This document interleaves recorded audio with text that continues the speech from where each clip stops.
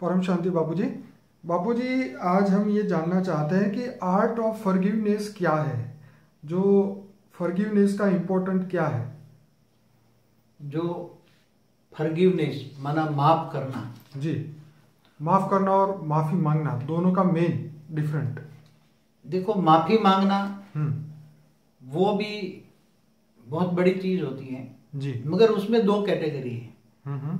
माफी मांगना वाला जो कोई गलती करता है जी। और उसको एहसास होता है जी। कि एक्चुअली मेरी गलती है, राइट। तो वो माफी मांगने वाला भी महान आत्मा है।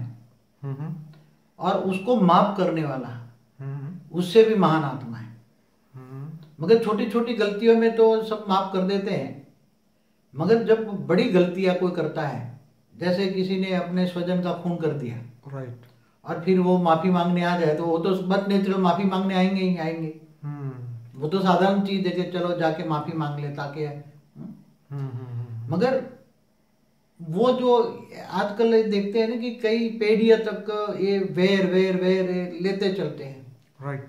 आजकल इसने खून किया तो उसका उसका वो करेगा, उसका वो करेगा, उसका वो, तो कई जन्म से पीढ़ी पे दर पीढ़ी चलते आ रहे हैं, कई जन्मों तक। इसीलिए पीढ़ी की पीढ़ी में श्राप चलता रहता हाँ, है। पीढ़ी के पीढ़ी में श्राप देते रहते हैं एक दूसरे। देखो, पूरी पीढ़ी को श्राप करना वो तो बहुत अलग चीज है, क्योंकि वो पूरी पीढ़ी को श्राप देना या मतलब पूरे वंश को, पूरे कुल को श्राप देने वाला तो कोई बड़े बड़े ऋषि महाऋषि ही दे सकते हैं। जिसके पास बहुत पावर होती है वो ही दे सकते हैं। ये अलग डिफरेंस है, कभी उस पर बात करेंगे जी। पूरी पूरी मतलब कुल को श्राप कैसे मिलता है उसकी बात अलग करेंगे जी। मगर आज है हम फॉरगिवनेस। तो माफी तो मांगने वाले बहुत मिल जाएंगे। जैसे कोई आप भी बताया कि कोई तुम्हारा प्रियजन का कोई खून कर दे, सबसे बड़ी बात है ना। छोटी छोटी जो गलतियों में माफ तो सब कर देते हैं, चलो छोटी छोटी गलतियां, मगर जब बड़ी गलतियां होती हैं, राइट, कोई तुम्हारा बहुत प्रियजन हो और उसको कोई गोली मार के हत्या कर दे और बाद में माफी मांगे आए, तो कोई माफ करेगा? आज संसार में है ऐसा कोई दिखता है कोई? बापूजी, अगर कोई मान भी जाए कि चलो माफ कर भी दिया, लेकिन उसके रिलेटिव बोले कि तू कायर है, उसने माफ कर दिया, उसको ये कर दिया, तो माफ करने वालों को लोग दूसरी नजर से देखते हैं। हाँ बिल्कुल, ये वो कायर है, वो डर गया होगा, हाँ वो दूसरा खून करेगा, इसलिए। मगर ऐसी बात नहीं है। जो महान आत्माएं हैं संसार में, कभी कभी महान आत्माएं होती हैं जी, जो बड़े बड़े लोगों को बड़े बड़े गुनाहों की सजा न देकर भी माफ करते हैं। ऐसी आत्माएं कई एग्जाम्पल में मिल जाएगी आपको। तो बाबूजी, उसको रियल फायदा क्या होता है? अगर वो माफी दे देता है वो खूनी को, तो उसको क्या शांति मिलती है इसका?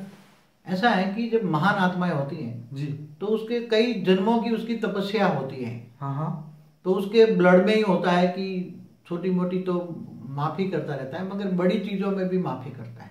राइट, क्योंकि ये ऐसी बड़ी माफ करने वाला कोई साधारण इंसान नहीं होता। मतलब आपका कहने का मतलब है जो श्रेष्ठ आत्मा है वही माफी दे सकते हैं। हाँ, माफी दे सकते ऐसी चीजों में, राइट, बड़ी चीजों में। हाँ, मगर वो देखो उसको फायदा क्या है, वो ज्ञानी होता है। राइट, ये महान आत्माएं होती है, ज्ञानी होती है जी, बिल्कुल। उसको ये पता होता है कि ये खून का बदला खून करने से कोई फायदा नहीं है। राइट, जो ज्ञान है कि कर्म बंधन में जो होना था वो हो गया। क्या हुआ? जो होना था वो हो गया, क्यों? कर्म बंधन आया ना, खून भी किया तो कर्म बंधन से खून किया ना। बिल्कुल सही बात। हम बिना कर्म बंधन तो कोई खून करेगा नहीं। अब उसने खून कर दिया, फिर मैं सोचूंगा मैं भी खून करूं, फिर वो करेगा, फिर पेढ़ी दर पेढ़ी चलता जाएगा, तो आत्मा दुर्गति जाएगी। बाबूजी, आपने जैसे बीच में एक बात हमें बताई थी कि जैसे किसी इंसान का कोई खून करता है, तो उस आत्मा को तो पता ही है कि मेरा खून इसने किया, तो वो जब वो तीन तत्वों में आती है, मतलब मृत्यु समय में उसके अंदर बहुत एंगर होता है, उसके अंदर बहुत क्रोध होता है, तो जब वो फिर से क्योंकि वो बदला तो लेना चाहती है, तो जिसने खून किया उसका पीछा करती रहती पूरी जिंदगी, जब तक उसको मौका ना मिल जाए उसका खून करने का। तो वो आत्मा बस यही चक्कर चलता रहता है, वो उसका खून करती है, फिर वो उसका करता है। तो ऐसा आपने जो बताया था कि जो मतलब आत्माओं को भी मृत्यु के बाद भी शांति नहीं मिलती, मतलब मृत्यु के बाद भी वो माफ नहीं कर सकती क्योंकि अज्ञानता उसके अंदर है। नहीं, कनिष्ठ प्रकार की आत्माएं होती है ना, राइट, तमो प्रधान आत्माएं होती हैं। राइट, तो मरने के बाद जब अंतमति सो गति भूत बनती है जी, तो बोले ना उसने मेरे को मार दिया है। हाँ, तो वो भूत बन के किसी में प्रवेश करके फिर उसका खून करेंगे। हाँ बिल्कुल। मगर जो ज्ञानी पुरुष होता है, ज्ञानी तो आत्मा होती है, वो सोचती है कि ऐसे जन्मों जन्म वो उसका खून करे, वो उसका खून करे, तो इससे आत्मा तमो प्रधान हो जाती है। और उसको ज्ञान होता है कि आत्मा दर पेढ़ी वैर वैर वैर वसूलात करती है, बदला लेती रहती है, बदला लेती रहती है। तो बदला लेने से आत्मा की एनर्जी वेस्ट होती है, आत्मा तमो प्रधान और तमो प्रधान और तमो प्रधान प्रतिशोध, हाँ प्रतिशोध लेती है। तो फिर एक टाइम वो आत्मा की इतनी कैटेगरी आती है, वो शैतान समान बन जाती है। आत्मा क्या बन जाती है? शैतान समान। और वो शैतान की पूजा करने लग जाती है। और शैतान की पूजा करने लग जाती है तो उसकी दुर्गति इतनी होती है, इतनी दुर्गति होती है कि फिर हिंदू शास्त्रों के हिसाब से 84 लाख योनि के चक्कर में पड़ जाती है, फिर ऐसी हो जाती है। तो बाबू जी शैतान की तो पूजा तब इंसान करने लगता है जब उसका भगवान के ऊपर भरोसा उसका खत्म हो जाए। जो शैतान जैसी आत्माएं होती हैं, राइट, तो वो शैतान की पूजा करेंगे ना, जैसे रावण की पूजा करते हैं। बिल्कुल सही बात। हाँ, कई है ना रावण की पूजा करने वाले। हाँ, तो कोई राम की पूजा, राम की 99.99 करेंगे, मगर 0.01 भी रावण की पूजा करने वाले हैं ना। बिल्कुल है। हाँ, तो सोचना चाहिए। तो ये ऐसी कैटेगरी की आत्माएं हैं, वो किसी को माफ नहीं कर सकती। मगर जो माफी करने वाली महान आत्माएं हैं, जो बड़े से बड़े गुनाहों को माफ करती है, तो उसको फायदा क्या होता है? उसी आत्मा को बहुत बड़ा फायदा भी होता है कि सामने वाले को माफ कर देता है। तो सामने वाले जब माफ करता है, भले लोग कुछ कहे, कायर कहे, कुछ भी कहे, मगर ऐसी आत्माएं जब माफ करती है तो उसको पहले तो जो माफ करने वाला है उसकी आत्मा को मन की शांति मिलेगी। सही बात है। क्या मिलेगी? मन की शांति। फिर सामने वाला भी आत्मा ये सोचेगी नहीं कि इतना बड़ा हमने कर्म किया, पाप किया, हमने हमें माफ कर दिया। राइट। तो सामने वाली आत्मा भी रियलाइज तो करती है ना। बिल्कुल करती। तो सामने वाली आत्मा भी जब रियलाइज करती तो उनके मन की दुआएं तो मिलती है ना।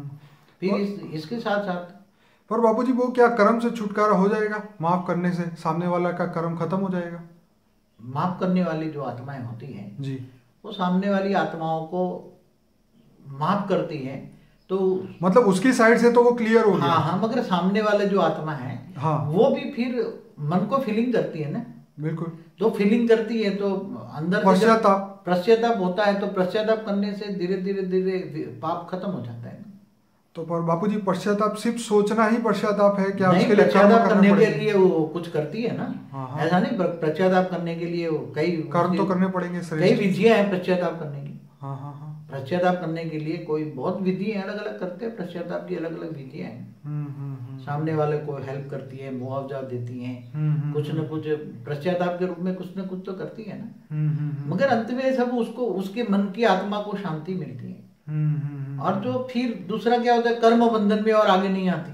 मतलब एक दूसरे को माफ करने से ये कर्म बंधन धीरे धीरे खत्म हो जाते हैं। वो अपने रास्ते, हम अपने रास्ते, हमें नहीं, ऐसा नहीं होता। आपस में प्यार भी बढ़ता है बाद में, ऐसा कुछ नहीं होता। हाँ, जब कोई ऐसा होता है कि पहले कई आपस में परिवारों में आपस में पहले राजाओं के परिवार में आपस में खून हो जाते थे, भाई भाई खून कर देते थे। हाँ, तो परिवारों में आपस में फिर प्यार पड़ जाता है, प्यार से फिर पावर बढ़ता है, फिर सब साथ में मिलकर अच्छे कर्म करते हैं। तो पहले तो ये गुण जो है, माफ करने का गुण सबसे बड़ा गुण है। और जब एक गुण आत्मा में आता है, राइट, तो फिर धीरे धीरे करके दूसरा गुण आएगा। ओके, उसको फिर सच्चाई अंदर से निकलती आएगी, मन की शांति मिलेगी, मन शांत स्वरूप बनेगा। राइट। फिर समाने की शक्ति, सहन करने की शक्ति, फिर धीरे धीरे वो सारी शक्ति अंदर आत्मा के अंदर आएगी, मन के अंदर आएगी। और अच्छा कर्म करने जैसा उसको अंदर महसूसता होगी। और लोगों की शुभभावनाएं मिलेगी। नहीं, ये तो बहुत बड़ा इंसान है, देखो उसने माफ कर दिया, तो लोग भी अंत में तो उसको समझेंगे ना। तो उसका हृदय परिवर्तन होना, हृदय परिवर्तन, सामने वाला का भी हृदय परिवर्तन हो जाएगा। तो बाबूजी एक उंगली मार करके भी था ना एक कहानी ऐसी? हाँ, जो गौतम बुद्ध के सामने था ना, एक उंगली मार की कहानी है ना वो। तो जैसे वालिया लुटारा की भी कहानी है। हाँ। तो सब कहानियां तो शास्त्रों में है ना। मगर सबका हृदय परिवर्तन नहीं होता, किसी किसी का होता है। इसलिए एक गुण होते हैं, एक जो गुण है तो उसमें अनेक गुण आ जाते हैं। फिर ओरिजिनल आत्मा जब बहुत हाई क्वालिटी की बनती है आत्मा, तब उसके अंदर जो मन है, मन जब धीरे धीरे मन की गहराई में जाता है, आत्मा शांति में जाती है। शांति में जाने से अनेक गुण डेवलप होते हैं आत्मा के अंदर, और अंदर से ही आत्मा के अंदर धीरे धीरे वो ज्ञान की तरफ जाती है आत्मा। बाबूजी बीच में बोलना चाहूंगा कि आपने एक बहुत बढ़िया बात बताई थी एक बार, जैसे कोई भी व्यक्ति उसके सामने कोई दूसरा व्यक्ति आता है तो उसको देखते ही उसके अंदर के कारण शरीर और सूक्ष्म शरीर के अंदर जो उसके उसके उसके प्रति जो रिकॉर्डिंग उसके अंदर डाली मतलब रिकॉर्ड हुई है, वो रिकॉर्डिंग उसके सामने एक वीडियो की तरह बाहर आती है, जैसे आपने बताया था। इसी तरह वो रिकॉर्डिंग उसके माइंड में खुलती है और उसके अंदर एक भाव पैदा होता है। इसीलिए वो सामने वाला बंदा अच्छा लगता है या उसको बुरा लगता है या उसको दुश्मन जैसा लगता है या दोस्त जैसा लगता है। सामने वाले से भावना अच्छी आती है या बुरी आती है, अल्टीमेटली वो सब रिकॉर्डिंग हमारे अंदर ही समाया हुआ है।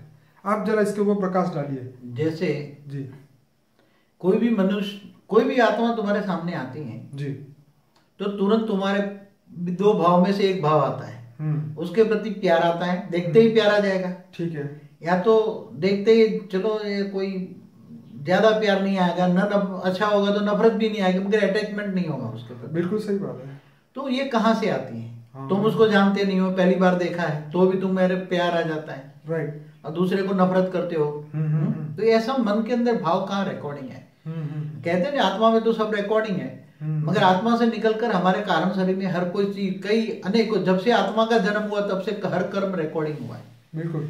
तो कई आत्माओं का जो तुम्हारे कारण शरीर में रिकॉर्डिंग पड़ा है, सामने आत्मा आते ही कारण शरीर में वो तुरंत ही वो रिफ्लेक्शन फोटो तुम्हारे अंदर फ्लैश होगा। कारण शरीर तुरंत माइंड को भेजेगा एक पल में, और तुरंत ही माइंड डिसीजन लेगा ये अच्छा है या बुरा है। तो तुरंत अच्छा है तो तुम्हें प्यार आएगा, बुरा है तो थोड़ा सा नफरत आएगी। तो बापू जी क्या इसका कनेक्शन फॉरगिवनेस से है? हाँ जरूर है ना। कैसे?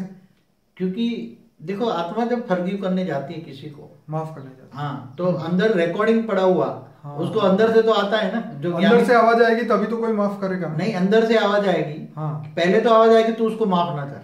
हाँ ठीक है। अंदर से आवाज आएगी चाहे कितना भी महान आत्मा हो, ठीक है, मगर अंदर से आवाज आएगी क्योंकि हाँ, अंदर रिकॉर्डिंग पड़ा है नेगेटिविटी उसके प्रति। मगर आत्मा धीरे धीरे सोते सोते डिसीजन लेता है कि भाई बहुत अपने मन को कंट्रोल करता है। त्यागी तपस्वी, अनेकों जन्म से त्यागी तपस्वी है। सोचता है कि बदला लेने से क्या फायदा, माफ कर दो माफ कर दो, अंदर सोचता रहता है माफ करो माफ करो माफ करो माफ करो। तो उसके साथ वो मनुष्य आत्मा केवल अकेला डिसीजन नहीं लेती, उसके साथ सूक्ष्म जगत वाली आत्माएं भी उसको रेत मार के बोलती है तो उसको माफ कर दे माफ कर दे माफ कर दे। केवल मनुष्य अकेला संसार में कोई डिसीजन नहीं लेता ऐसे कामों में, सूक्ष्म जगत वाली आत्माएं भी उसके साथ होती है।